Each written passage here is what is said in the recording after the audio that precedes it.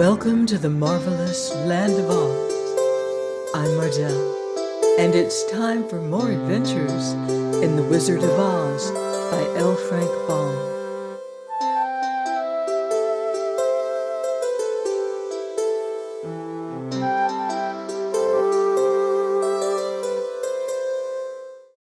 Chapter 17. How the Balloon Was Launched. For 3 days Dorothy heard nothing from Oz. These were sad days for the little girl. Although her friends were all quite happy and contented, the Scarecrow told them there were wonderful thoughts in his head, but he would not say what they were, because he knew no one could understand them but himself. When the Tin Woodman walked about, he felt his heart rattling around in his breast, and he told Dorothy he had discovered it to be a kinder and more tender heart than the one he had owned when he was made of flesh. The lion declared he was afraid of nothing on earth and would gladly face an army or a dozen of the fierce Kallidas. Thus each of the little party was satisfied, except Dorothy, who longed more than ever to get back to Kansas. On the 4th day, to her great joy, Oz sent for her, and when she entered the throne room, he greeted her pleasantly. "Sit down, my dear. I think I have found the way to get you out of this country." "And back to Kansas?" she asked eagerly. "Well, I'm not sure about Kansas," said Oz, "for I haven't the faintest notion which way it lies. But the first thing to do is to cross the desert, and then it should be easy to find your way home." "How can I cross the desert?" she inquired. "Well, I'll tell you what I think," said the little man. "You see, when I came to this country, it was in a balloon. You also came through the air, being carried by a cyclone, so I believe the best way to get across the desert will be through the air. Now, it is quite beyond my powers to make a cyclone, but I've been thinking the matter over, and I believe I can make a balloon." "How?" asked Dorothy. "A balloon," said Oz, "is made of silk, which is coated with glue to keep the gas in it. I have plenty of silk in the palace, so it will be no trouble for us to make the balloon. But in all this country there is no gas to fill the balloon with to make it float." "If it won't float," remarked Dorothy, "it will be of no use to us." "True," answered Oz, "but there is another way to make it float, which is to fill it with hot air. Hot air isn't as good as gas, for if the air should get cold, the balloon would come down in the desert and we should be lost." "We?" exclaimed the girl. "Are you going with me?" "Yes, of course," replied Oz. "I'm tired of being such a humbug. If I should go out of this palace, my people would soon discover I'm not a wizard, and then they would be vexed with me for having deceived them. So I have to stay shut up in these rooms all day. It gets tiresome. I'd much rather go back to Kansas with you and be in a circus again." "I shall be glad to have your company," said Dorothy. "Thank you," he answered. "Now, if you will help me sew the silk together, we will begin to work on our balloon."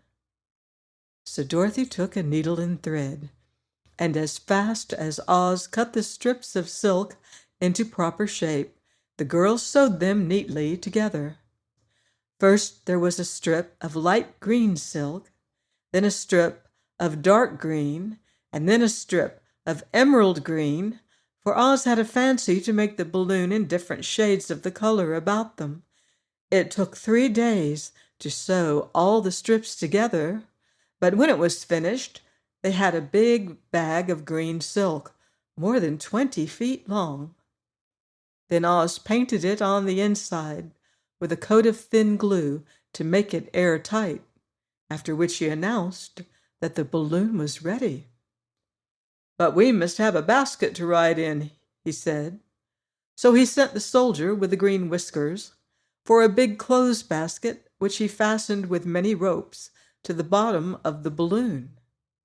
When it was all ready, Oz sent word to his people that he was going to make a visit to a great brother wizard who lived in the clouds. The news spread rapidly throughout the city, and everyone came to see the wonderful sight. Oz ordered the balloon carried out in front of the palace, and the people gazed upon it with much curiosity.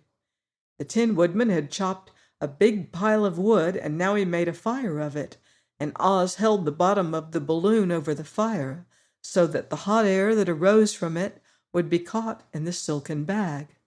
Gradually, the balloon swelled out and rose into the air until finally the basket just touched the ground. Then Oz got into the basket and said to all the people in a loud voice, "I'm now going away to make a visit. While I am gone, the Scarecrow will rule over you. I command you to obey him as you would me." The balloon was by this time tugging hard at the rope that held it to the ground, for the air within it was hot, and this made it so much lighter in weight than the air without that it pulled hard to rise into the sky. "Come, Dorothy," cried the wizard. "Hurry up, or the balloon will fly away." "I can't find Toto anywhere," replied Dorothy, who did not wish to leave her little dog behind. Toto had run into the crowd to bark at a kitten, and Dorothy at last found him. She picked him up and ran toward the balloon. She was within a few steps of it, and Oz was holding out his hands to help her into the basket when, crack, went the ropes, and the balloon rose into the air without her. "Come back!" she screamed. "I want to go too!" "I can't come back, my dear," called Oz from the basket. "Goodbye!" "Goodbye!" shouted everyone, and all eyes were turned upward to where the wizard was riding in the basket, rising every moment farther and farther into the sky. And that was the last any of them ever saw of Oz, the wonderful wizard, though he may have reached Omaha safely and be there now for all we know. But the people remembered him lovingly and said to one another, "Oz was always our friend. When he was here, he built for us this beautiful Emerald City, and now he is gone, he has left the wise Scarecrow to rule over us." Still for many days they grieved over the loss of the wonderful wizard and would not be comforted. Things don't always turn out as expected, do they? Now Dorothy must find another way to get home. Join me here next week on the marvelous Land of Oz, and we'll find out what happens next. Goodbye for now. See you in Oz.